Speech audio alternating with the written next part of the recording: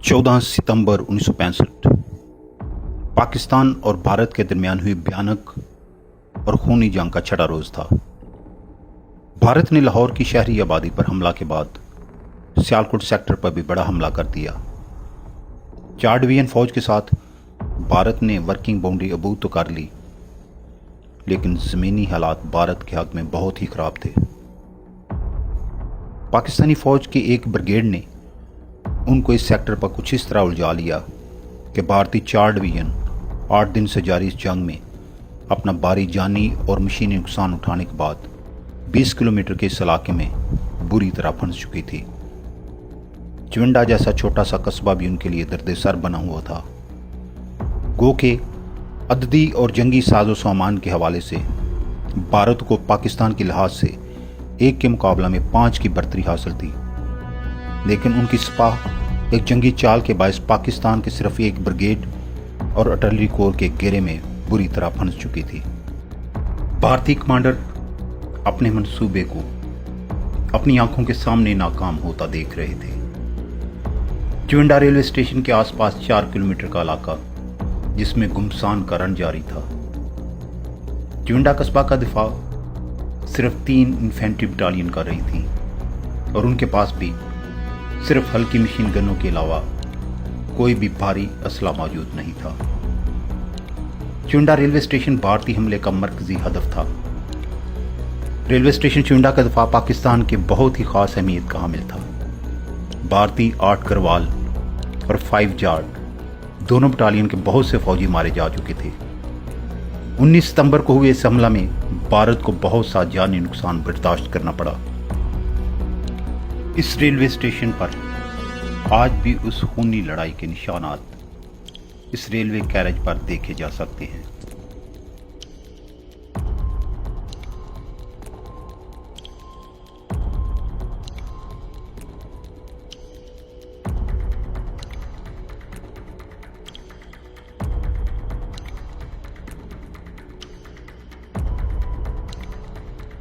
अगर चिविंडा सेक्टर के इब्तदाई महाजों का जिक्र किया जाए तो सियालकोट सेक्टर पर भारत ने 8 सितंबर को हमला किया। अपने इस मंसूबा को उन्होंने ऑपरेशन नेपाल का नाम दिया। ऑपरेशन नेपाल 8 सितंबर को सुबह 6 बजे तोपखाने और टैंकों की शदीद गोलाबारी से शुरू किया गया।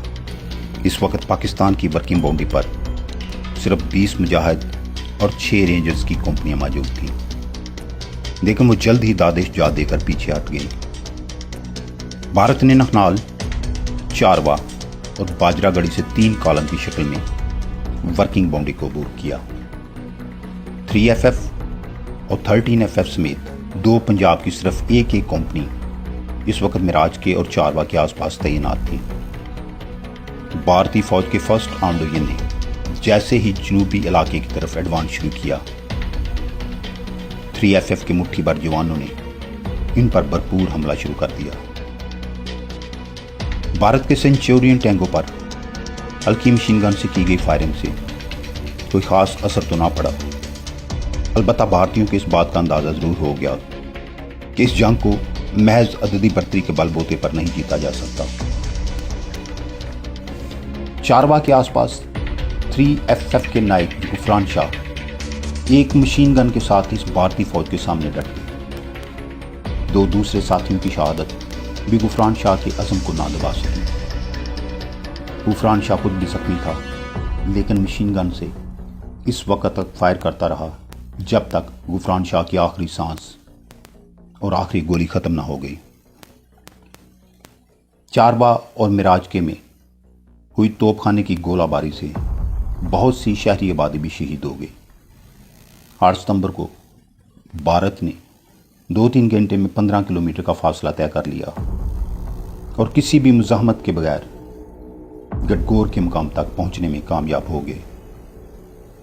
पाकिस्तान के 26 ब्रिगेड की आर्मर्ड 25 कैवलरी, जिसको मैन ऑफ स्टील का खिताब मिला, इस महाज पर तैनात थी और भारतीय फर्स्ट आर्म्ड के हरावल टैंकों का रास्ता रोककर खड़ी हो गई।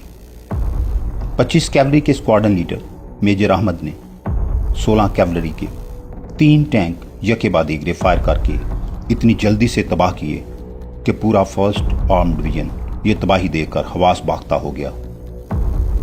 بھارتی فرسٹ آرمڈ کے کمانڈر راجندر سنگھ سپیرو نے فوراً ایڈوانس کو روک دیا اور نئی حکمت عملی پر غور شروع کر دیا۔ 8 ستمبر سے لے کر 21 ستمبر تک چونڈا سیکٹر پر جاری رہنے والی اس لڑائی کا انجام یہ تھا کہ ریلوے اسٹیشن چونڈا پر بھارت کے جلے ہوئے ٹینک اور مردہ فوجیوں کی لاشیں بکھری پڑی تھیں۔ اللہ کریم نے اس محاذ پر سورہ انفال کی آیت نمبر 65 میں کیا گیا وعدہ پورا کر دیا کہ اگر تم میں سے 20 بھی ثابت قدم ہوں گے تو 200 پر غالب رہیں گے، اور اگر 100 ہوں گے تو 1000 پر غالب آ جائیں گے۔ انشاءاللہ۔ پاکستان زندہ باد۔